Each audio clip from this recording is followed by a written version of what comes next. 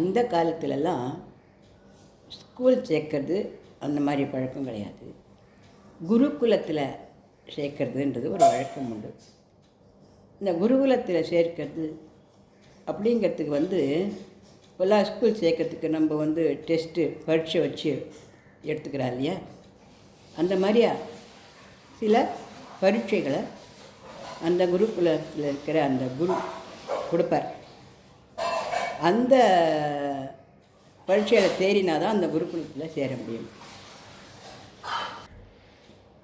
அந்த மாதிரி பரீட்சைகளை தேறினா தான் அந்த குருகுலத்தில் சேர முடியும்.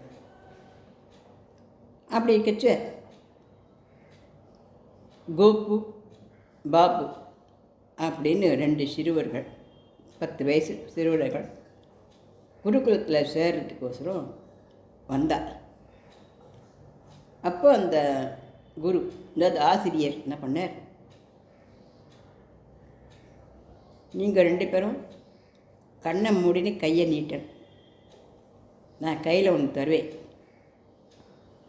அந்த கையில் கொடுக்கறத டபக்குன்னு கையை மூடிடணும், என்ன இருக்குன்னே பார்க்கக்கூடாது. வீட்டுக்கு போனதும் தான் பார்க்கணும். ஆனால் வீட்டுக்கு போய் பார்த்ததை என்ன பண்ணணும்னு நான் சொல்லுவேன் அப்படின்னு சொன்னேன். 2 பேரும் குருவினிடத்தில் கையை நீட்டினா கையில் என்னமோ கொடுத்துறவர் டபக்குன்னு மூடிண்டா, 2 பேருமே மூடிண்டா. அப்புறம் கண்ணை திறந்து பார்த்தா குரு சொன்னேன், இதில் நான் உங்களுக்கு விதைகள் கொடுத்துருக்கேன், புரியுதா? வீட்டுக்கு போகிற வரைக்கும் அதை திறக்கக்கூடாது, வீட்டுக்கு போய் திறந்து பார்க்கணும். இந்த விதைகளை மரமாக்கி அதுலேருந்து ஒரு கூடப்பூ 3 மாத காலத்தில் யார் கொண்டு வந்து தரங்களோ அவளை மட்டும்தான் அந்த குருகுலத்தை சேர்த்துப்பேன், மற்றவளை சேர்த்துக்க முடியாது அப்படின்னு சொல்லி அனுப்பிச்சுட்டேன். சரின்னு அந்த பாபுவும் கோபுவும் கையை, அந்த காலத்தில் எப்போவுமே எந்த காலத்துலையுமே ஒழுக்கமெல்லாம் இருக்குது, அந்த காலத்தில் ஒழுக்கம் ரொம்ப அதிகமாக இருந்தனால குழந்தைகள் கையை கெட்டியாக பிடிச்சின்னு வீட்டுக்கு வந்தான். கோபு வீட்டுக்கு வந்தான், கையை திறந்து பார்த்தா 3 விதை கையில் இருந்தது. ஒரு விதை அழுகல், ஒரு விதை பாதி உடஞ்சிருந்தது, இன்னும் ஒரு விதையில் ரொம்ப சொத்தையாக இருந்தது, ஆரோக்கியமான விதையாக இல்லை அது. அதை கொண்டு வந்து அம்மா அப்பாட்டு காமிச்சேன். என்ன ஆசிரியர் இவர், விதைகள் கொடுக்குறேன், அதை விதைச்சி பெரிய மரமாக்கி பூக்களாக்கி கொண்டு வந்து கொடுக்கணும், ஒரு கூட பூன்னு சொல்லியிருக்கு. இந்த விதையில் எங்கேனா மரம் முளைக்குமா, செடி முளைக்குமா, மரம் முளைக்குமா, பூ பூக்குமா? இது என்ன ஒரு டெஸ்ட்டு அப்படின்னு அம்மா அப்பாக்கிட்ட கேட்டான். அம்மா அப்பாவுக்கும் ஒன்றும் புரியல, இது என்ன மாதிரி பண்ணார் இவர். 3 விதை கொடுத்தா கூட நல்ல ஆரோக்கியமான விதையை கொடுத்தா அதை நட்டு வச்சா நல்லா அது பூ செடியாக பூத்து குலுங்கலாம், 3 மாதத்தில் ஒரு கூட பூ ஈஸியாக பறிச்சுக்கலாம். இதில் என்ன பண்ண முடியும் அப்படின்னு அவளுக்கும் புரியல, அவனுக்கும் புரியல. சரின்னு பார்த்தான், கொஞ்சம் போட மண்ணை தோண்டினா இல்லை 3 விதையும் போட்டால் மண்ணை போட்டு மூடினான். அதை பூத்தா கொதிப்பு கேட்டால் போடு, குருகுல் சேர்ந்தா சேரணும், சேரட்ட போடுன்ட்டு அவன் போயிட்டான். பாபு வீட்டுக்கு வந்தான், கையை திறந்து பார்த்தா அவனுக்கும் ரொம்ப கஷ்டமாக இருந்தது. அவள் அம்மா அப்பாக்கிட்ட கேட்டான், அம்மா அப்பா என்னப்பா இது, ஒரு விதை அழுகலாக இருக்குது, அது ஒன்றும் முளைக்கும் போலவே இல்லை, இன்னொரு விதை பாதியாக உடஞ்சி கிடக்கிறது, அதுவும் வருமா வராதா ஒன்றும் புரியல, எப்படி வரும் உடஞ்ச விதை? இன்னொரு விதையும் ஆரோக்கியமாக இல்லை, ரொம்ப சுமாராக இருக்குது, இதில் எப்படிப்பா மரம் செடி வளர்த்து பூக்களை எடுத்து போய் 3 மாதத்தில் கொண்டு கொடுக்கறது?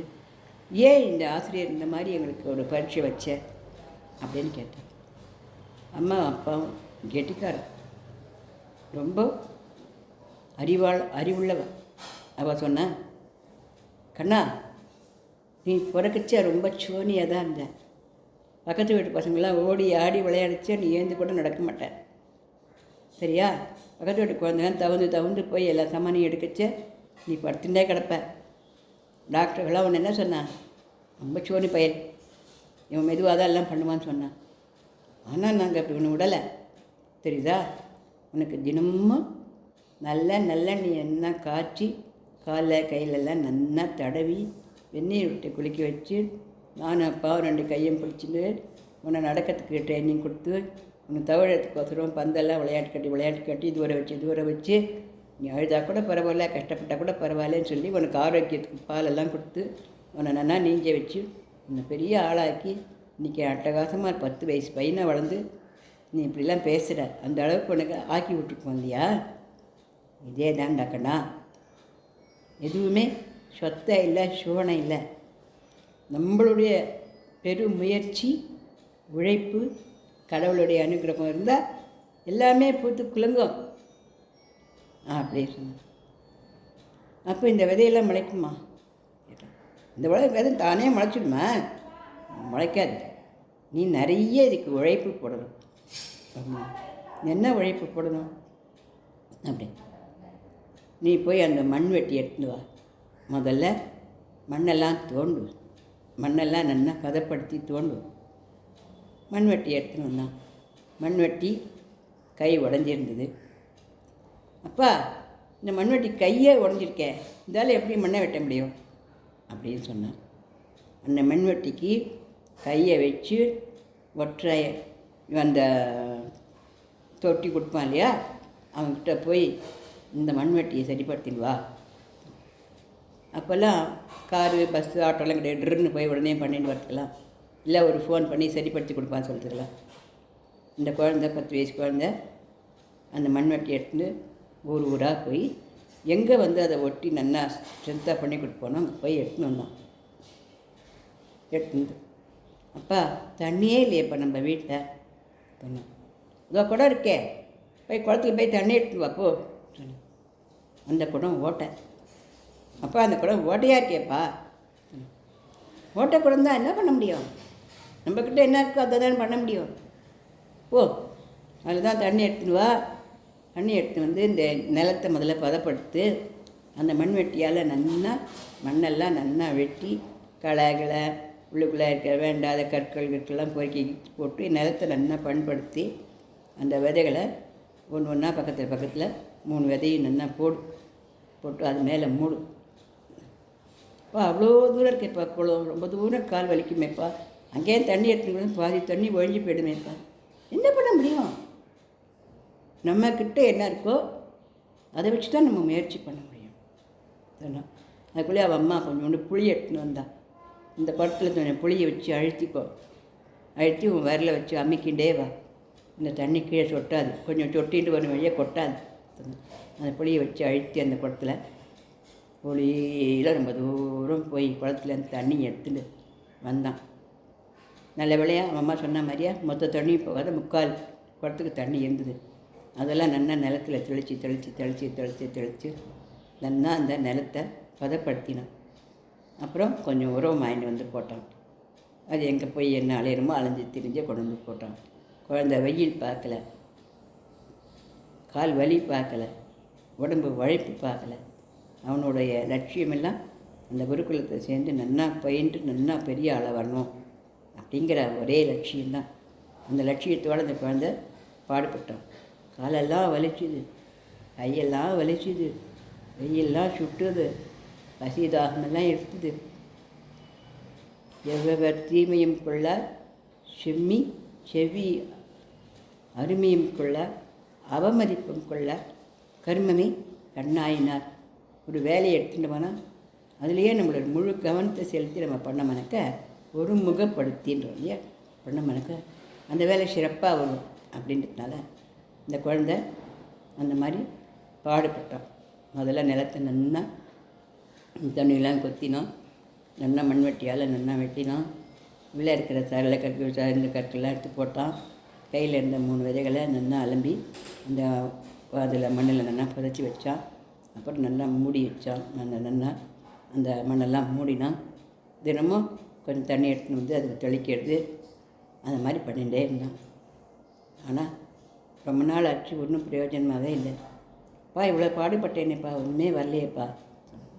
அவள் அப்பா சொன்னேன், உனக்கு நாங்கள் என்ன தெரியுமா சொல்லுவோம், உன்னால் நடக்க முடியும், ஏந்து நட அப்படின்னு சொல்லுவோம். நீ ஏந்து தபக்குன்னு விழுவேன், முடியும் நட தபக்குன்னு விழுவேன். ஒரு வேரில் படிச்சுக்குவோம், வா வா வான்னு தபக்குன்னு எங்கள் கையை நிறுத்திப்போம். அந்த மாதிரி அந்த செடியை பார்த்து நீ சொல்லு, செடியே உனக்கு இந்த வெளி உலகம் காத்துருக்கு, உனக்கு ஓத்தணும். வெளியில் வந்தேன்னா உனக்கு வெளிச்சமாக இருக்கும். சூரியன் உனக்கோசரம் வெப்பத்தை கொடுக்க காத்துருக்கு. மழை உனக்கோசரம் பெஞ்சு ஒன்றை வளர்க்கறதுக்கு தயாராக இருக்குது. மண்ணில் இருக்கிற உரங்கள் என்ன இருக்குது, நீ உள்ளே போக போக போய் ஆழமாக போக போக உனக்கு வேர்களெல்லாம் கொடுக்க தயாராக இருக்குது. வெளியில் வந்து நீ பூத்து குலுங்கினா உன்னை பார்த்து மகிழத்துக்கு எல்லோரும் தயாராக இருக்கா. நான் ஒரு கூட பூ எடுத்துன்னு போய் கொடுத்தேன்னா நானும் ஒன்று மாதிரி வளர்ந்து பெரிய ஆளாகி 4 பேருக்கு நன்மை செய்ய முடியும். வா வா வெளியில் வா, வெளியில் வா, பயப்படாத, வா வா வா வா அப்படின்னு சொல்லு. இந்த பையன் அந்த மாதிரியவே சொன்னேன்.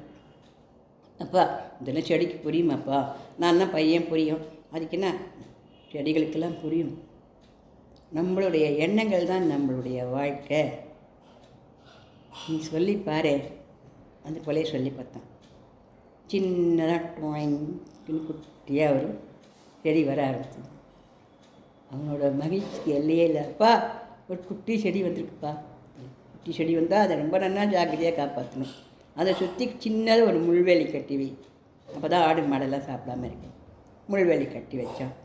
அதுக்கு உரம் போட்டான். பெரிய மழை வரைச்ச அந்த செடியில் நிறைய தண்ணி தேங்காதபடி அது கீழே கொஞ்சம் தொண்டி கீறி விட்டான்.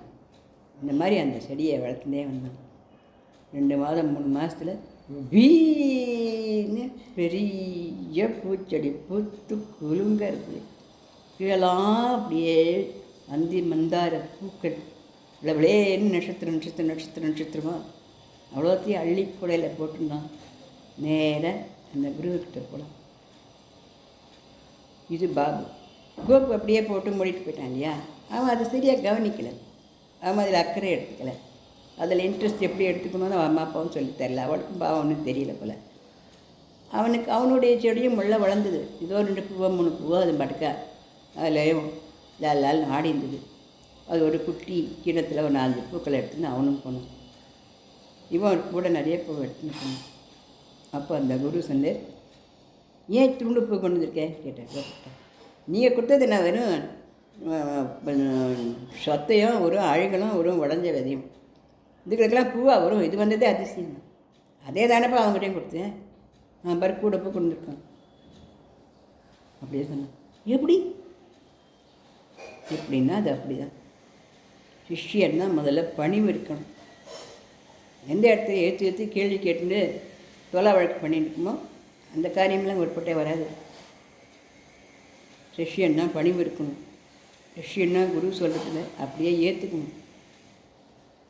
நம்மளுடைய முயற்சி, நம்மளுடைய உழைப்பு, நம்மளுடைய யோஜனைகள் எல்லாத்தையும் அதுக்கு நிறைய செலுத்தணும். உழைக்க அஞ்சக்கூடாது. அறிவை பயன்படுத்துறதுக்கு யோஜனை பண்ணக்கூடாது. அவனை கொடுத்து அதே 3 இது தான் அவனுக்கு கொடுத்தேன். அவன் கூட கொண்டுருக்கான் எப்படின்னு கேள்வி. இப்போ கேட்டான் இப்போ பாபுக்கிட்ட. பாபு சொன்னான், தன் அம்மா சொன்னான், நான் ஒரு நொஞ்சான் பையனாக தான் பிறந்தேன். என்ன இவ்வளோ ஆரோக்கியமான 10 வயசுக்கு நான் ஆடுறேன், ஓடுறேன், குதிக்கிறேன், கேள்வி கேட்குறேன், நல்லா எவ்வளோ தூரம் வேணாலும் நடக்கிறேன், எவ்வளோ தூரம் வேணாலும் போய் தண்ணியெல்லாம் எடுத்து வந்து கொடுக்குறேன். இந்த மாதிரிலாம் ஆரோக்கியமாக வளர்த்து எங்கள் அம்மா அப்பா தான். எங்கள் அம்மா அப்பா என்ன பண்ணான்? கடும் முயற்சி பண்ணான், கடும் உழைப்பு கொடுத்தா. கடவுளுடைய அனுகிரகம் இருந்தது. நல்ல அறிவோடு என்னை வளர்த்தா. என்னம்மா இந்த மாதிரியான பூ, இந்த மாதிரியான விதையை கொடுத்து தரேன்னு கேட்டால், எந்த மாதிரியான விதையாக இருந்தால் என்ன?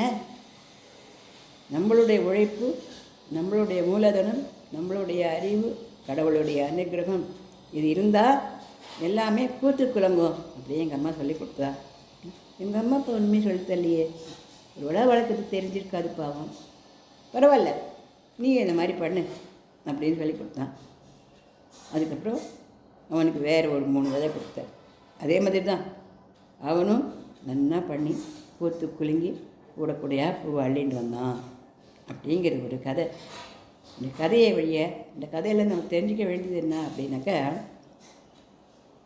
எந்த ஒரு சின்ன விஷயமானாலும் நமக்கு அதில் அறிவு கூர்மையான பார்வையும் அதிகமான உழைப்பும் அதை பற்றிய முயற்சியும் அக்கறையும் நமக்கு இருந்ததுன்னா அந்த செயல் ரொம்ப நல்லபடியாகவே வரும். அதுக்கு இறைவனுடைய அனுகிரகம் நிச்சயமாகவே கிடைக்கும் அப்படிங்கிறது இந்த கதை மூலமாக நம்ம தெரிஞ்சுக்கலாம். இந்த கதை பிடிச்சிருந்ததுன்னாக்கா இங்கே லைக் பண்ணுங்க, ஷேர் பண்ணுங்க, சப்ஸ்கிரிப்ஷன் கொடுங்க, ரொம்ப நாளை பாருங்கோ. சரியா?